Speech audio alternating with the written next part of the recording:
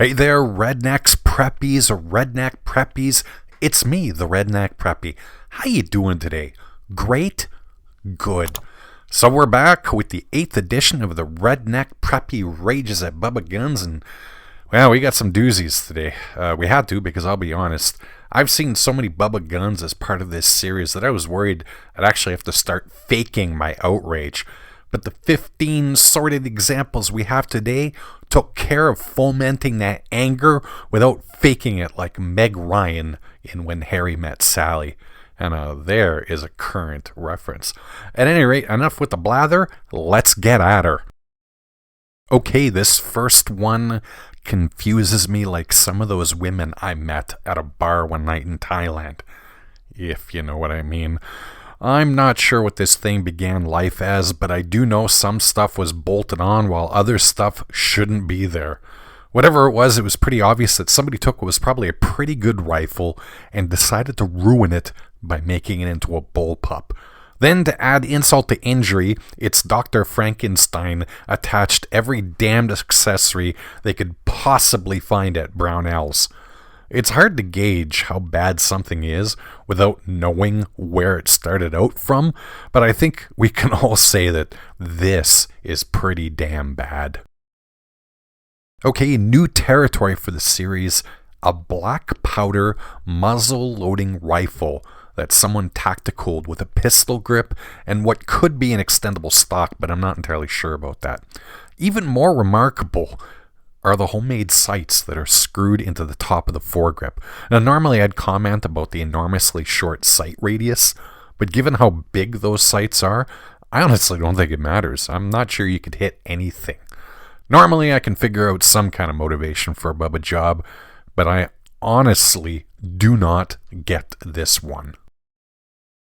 Now here's another one. I have no idea what it was in the beginning, though I suppose that dust cover hints it was probably an AR-15 at birth.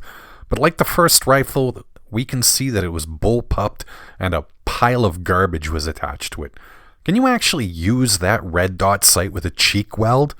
You know, the worst part of it might be that someone is actually still using key mod rails on a rifle. I don't even think what remains of Vultor, however the hell you pronounce it, uses key mod any longer.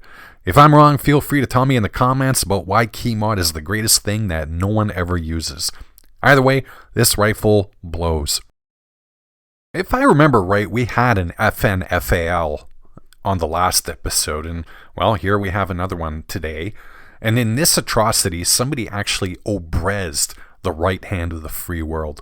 Now, you know what, as I've said before, a lot of people have romanticized the FAL because they never actually had to carry the damn thing in the field for real. The day the Canadian Armed Forces moved to the C7, what Americans know as the M4 carbine, probably generated a roar of celebration from every grunt who lugged the FNC1A1, what we called the FAL, for weeks on end. That said, even the FAL deserves better than this garbage, and I can only imagine how fun it would be shooting 7.62 NATO out of this atrocity. There is a part of me that thinks that this one is some sort of CGI enhanced picture, but it actually looks real enough that I think someone actually did this to their handgun. It must have also been as a joke, because I cannot imagine how you can fire this thing without your hand looking like it went through a cheese grater. Goddamn, even the front sight has Picatinny on it. At any rate, whoever owns this, I really hope this was a Photoshop job, because damn, this is just wrong. That said, it's not key mod. So the last few episodes of this series have featured fake it until you make it hack jobs pretending to be a PS90. So why not combine the world's most bubba'd rifle, the SKS-45, with the vague outline of a PS90 to create this mess?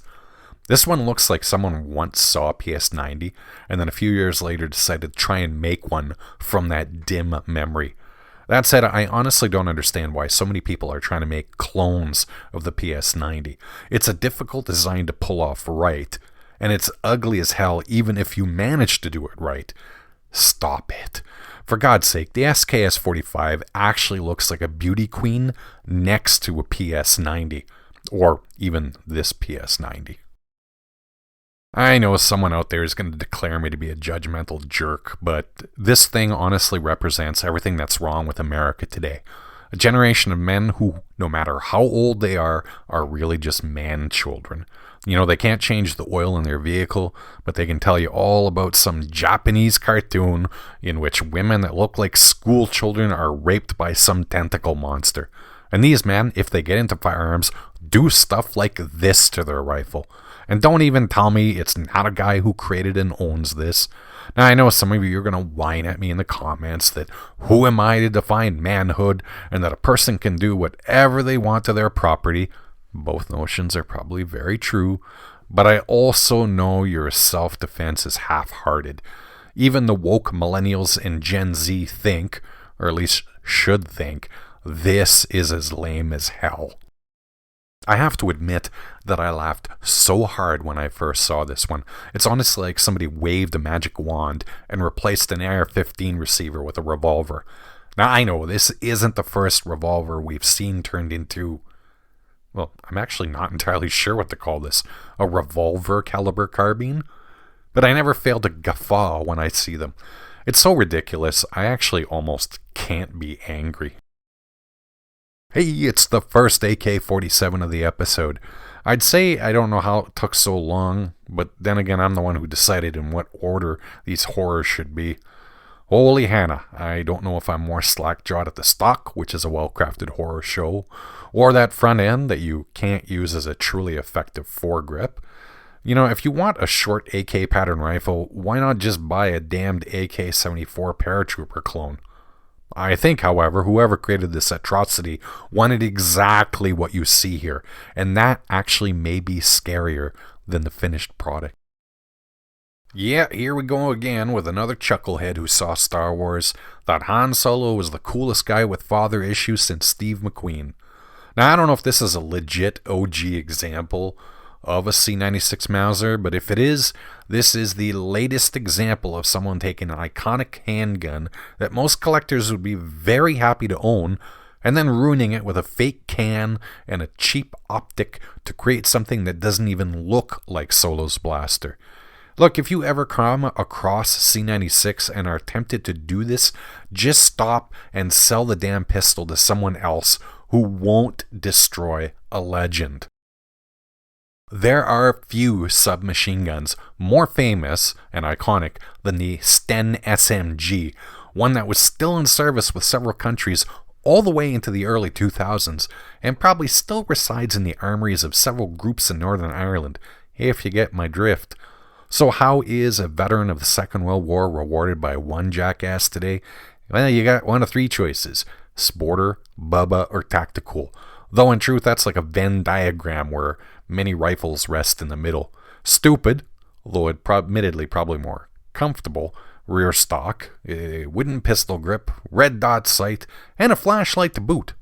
I have to admit, if they were designing the Sten gun today, they'd probably actually do most of these things anyway.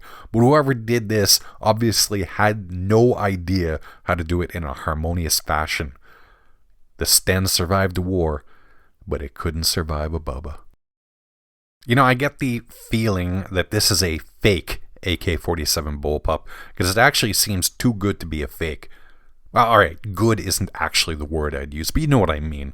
Are you surprised to see that it's a AK-47 that someone turned into a Bullpup? I swear to God, that rifle in the SKS-45 absolutely gets slaughtered with bullpupness. That's another reason why I think it's fake, because I actually have no idea how you could get the rounds all the way from the back to where the magazine is to the chamber. Anyway, on the off chance it's real, I wish people would stop bullpupping things. And a nice vertical foregrip there. I'm told that the color pattern that this handgun is covered in is called Oreo, as in the cookie. I'd tell you what I'd call it, but I do try and keep these things mostly G-rated. At any rate, this is a H&K VP9, a pistol from a company that famously doesn't sell to the poors. So someone had enough money to buy this and then didn't care about that money to the point that they destroyed the pistol with this paint job. The funny thing is that the VP9s actually come with a pretty tough finish, and I'll guarantee you that paint job will probably come off in your holster. It's a modern handgun, and they still make them, so it's hard for me to get too outraged over this, but it's still a pretty nice pistol for this to happen to. Jesus, why not do it to a Caltech or something? You know, at first I thought this was yet another AK pattern rifle that someone bubba'd and bullpupped yet again, and was about to delete the image because I just got way too many of those already, until I noticed it actually wasn't. The problem is, I can't actually figure out what the hell it actually was. But like that earlier example that I couldn't figure out, what it began life as, ditto on the fact that it was probably a decent rifle to begin with, but someone decided to bullpup, make a horrible pistol grip, an almost worthless vertical foregrip, and a carry handle / sight that can't actually be used as either. I'd be more upset if I only knew what was ruined to create this ruin. Well, here's a way to end an episode. Arguably one of the worst firearms ever created, the infamous USFA Zip gun, a .22 long rifle semi-automatic bullpup pistol, now there's a mouthful, that has difficulty feeding reliably more than 2 rounds consecutively, turned into whatever the hell you think this is supposed to be.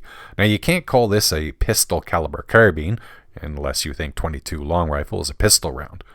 Whatever it's supposed to be, I find it hilarious that someone took a piece of human waste and actually spent time and money to plug a buttstock, red dot sight, and a flashlight on a rifle you can't even trust at the range, let alone defending your life, which is presumably what this build is supposed to do.